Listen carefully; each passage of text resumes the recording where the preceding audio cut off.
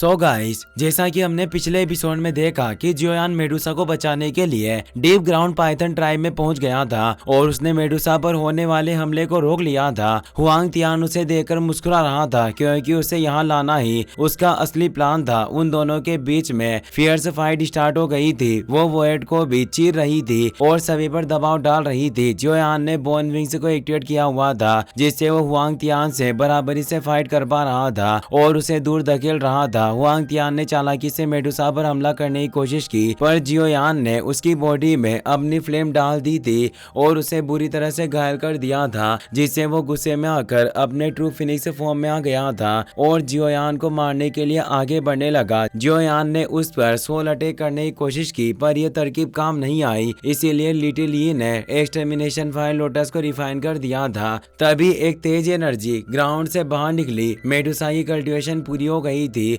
और वो slowing Python के रूप में बाहर निकल आई थी और अब वो एक 9 कलर्ड हेवन स्लोइंग पाइथन में तब्दील हो गई थी और उस पर हुआंग तियान तेज दर्द से तड़पने लग गया था क्योंकि उस पर मेडुसा अपना पावरफुल ब्लड लाइन प्रेशर डाल रही थी। जियोयान खुश हुआ कि मेडुसा की कल्टीवेशन पूरी हो गई है। हुआंग तियान अपने ट्रू फिनिक्स फॉर्म में होने के बावजूद तेज दर्द का सामना कर रहा था। उसने कभी सपने में भी नहीं सोचा था कि मेडुसा की ब्लड लाइन पावर इतनी भयानक होगी जिससे वो बुरी तरह से घायल होकर वापस अपने ह्यूमन फॉर्म में आकर जमीन पर जा गिरता। याओ मिंग भी यह सब देखकर पूरी तरह से हैरान थे। चारों तरफ मेडुसा की रंगीन रोशनी बिखरी हुई थी जो सभी को अच्छा एहसास करवा रही थी। अब कोई खतरा नहीं था, इसीलिए जियोयान अपने एक्सटर्मिनेशन फायर लोटस को वापस रख लेता है। वो सालों बाद अपनी मेडुसा को देखकर काफी खुश था। मेडुसा अब 9 कलर्ड हेवन स्लोइंग पाइथन से अपने ह्यूमन फॉर्म में बदलने लगती है। अब उसका ऑरा बदल गया था। उसके व्हाइट कपड़े और चेहरे पर एक अलग ही खूबसूरती थी और अब वो एक 4 स्टार फायर संत बन गई थी। वो जियोयान की तरफ बढ़ने लगती है। उन दोनों को अपनी पिछली यादें याद आने लगती है। जब वो पहली बार मिले थे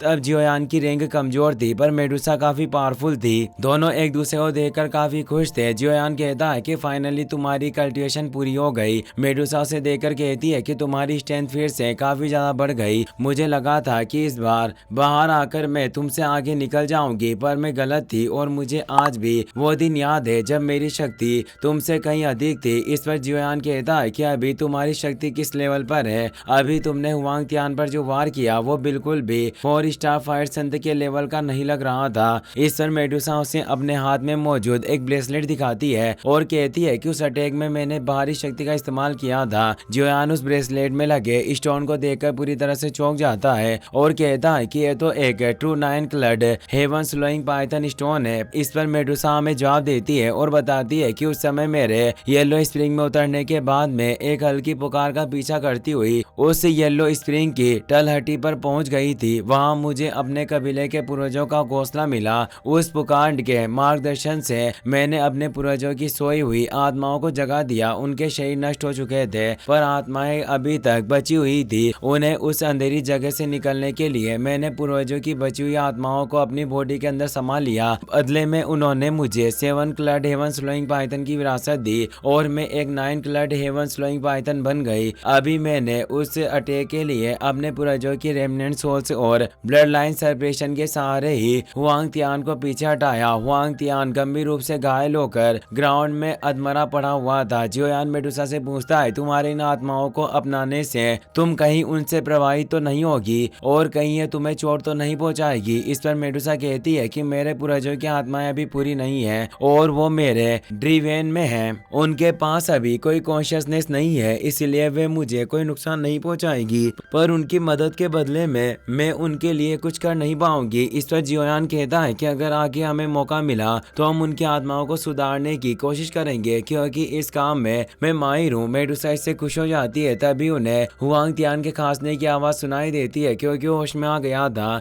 वो लड़खड़ाते हुए सोचता है कि अगर मुझे पहले ही पता होता कि तुम एक 9 coloured heaven swallowing python blood line से हो तो मैं कभी भी इस मामले में पड़ता ही नहीं। और वो जियोयान की तरफ देखकर कहता है कि लड़के इस बार मैं हार मानता हूँ पर हमारी फिर से मुलाकात होगी और वो वहाँ से जाने लगता है। पर तभी मेडुसा अपने कई सारे सरपेंट उसकी तरफ भेज देती है। याओ मिंग भी अपने साथियों के साथ उसे घेर लेता है और 9 कलर्ड हेवन स्लोइंग पाइथन भी उसे घेर लेते हैं। जियोयान कहता है तुम जब चाहे यहाँ आ गए और जब चाहे चले जाना चाहते हो। हुआंग तियान, आखिर तुम एक क्लैन लीडर हो, फिर भी तुम्हारी इतनी भोली सोच कैसे हो सकती है? क्या तुम्हें सच में लगता है कि तुमने हार मान ली के देने से बात यहीं खत्म हो जाएगी और हम तुम्हें जाने देंगे? मेडुसा कहती है कि इसे मार डालो और वो अपनी स्वॉर्ड को बाहर निकाल लेती है, जो अब रिफाइन होने के बाद और भी ज्यादा शार्प हो गई थी। और अब मेडुसा और जियोयान साथ में आगे बढ़ते हैं। मेडुसा की स्वॉर्ड वोएड को चीरती हुई जा रही थी और वो दोनों एक साथ काफी कमाल लग रहे थे। हुआंग तियान को काफी गुस्सा आ रहा था, पर अब वो एक डरावनी हंसी के साथ हंसने लगता है और पीछे मुड़कर कहता है कि जियोयान, मैंने सुना है कि तुम्हारे वोएड ड्रैगन पाइथन क्लैन के न्यू ड्रैगन एम्परर से काफी अच्छे कनेक्शन है। जियोयान ने सुनकर रुक जाता है। हुआंग तियान कहता है, क्या तूने सोचा नहीं कि मैंने तुझे सेंट्रल प्लेन्स से यहाँ आने के लिए क्यों उकसाया? जियोयान समझ जाता है कि जियन की जान खतरे में है और उसके हाथ में मौजूद जियन का ड्रैगन मार्क तेजी से ग्लो कर रहा था, जो इस बात का सबूत था कि जियन खतरे में है। जियोयान गुस्से में कहता है कि हुआंग तियान, जल्दी बता, आखिर तुमने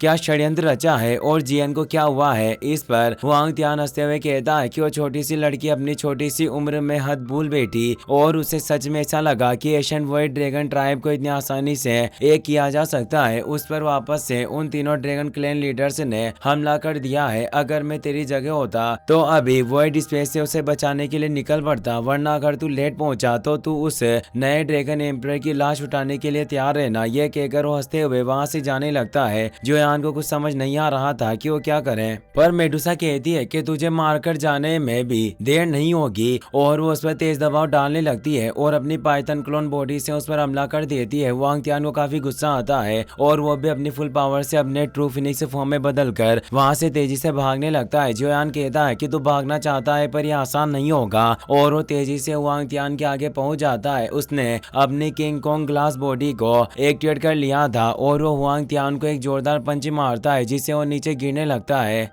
मेडुसा ने भी अपनी व्हीप स्वॉर्ड को एक्टिवेट कर लिया था और वो अपने एंडलेस स्लेश से हुआंग तियान को काफी गंभीर रूप से घायल कर देती है, जिससे वो वापस अपने ह्यूमन फॉर्म में आ जाता है। मेडुसा अपने व्हीप स्वॉर्ड से उसके गले को पकड़ लेती है। हुआंग तियान काफी घबरा जाता है क्योंकि मेडुसा उसे कभी भी मार सकती थी और मेडुसा तेजी से अपनी स्वॉर्ड को खींच लेती है, जिससे हुआंग तियान उसी बल मारा जाता है। नागरानी ने फाइट संत स्टेज में अपने पहले किल को अंजाम दे दिया था। हेवन डेमन फिनिक्स ट्राइब के सभी लोग काफी घबरा जाते हैं क्योंकि अब उनके क्लैन लीडर मारे गए थे। जियोयान भी मेडुसा के पास आ जाता है और अब वो याओमिंग से कहता है, भाई याओमिंग, अब हम इस फिनिक्स ट्राइब के बाकी मेंबर्स को तुम्हारे ऊपर छोड़ते हैं और वो जल्दी से मोर्चा संभालने लगते हैं। जियोयान मेडुसा से कहता है कि हमें जल्दी से जियन की मदद करने के लिए जाना होगा और वो एक वॉइड पोर्टल खोल देता है, जिससे वो दोनों साथ में आगे बढ़ जाते हैं। वहीं हमें एशियन वॉइड ड्रैगन पैलेस का सीन दिखाया जाता है, जहां भयानक लड़ाइयां चल रही थी। 3 वॉइड ड्रैगन ट्राइब के लीडर्स ने हमला कर दिया था और वो हंसते हुए जियन से कहते हैं, न्यू ड्रैगन एम्परर, अब तुम मरने के लिए तैयार हो जाओ। जियन भी उनसे लड़ने के लिए तैयार थी।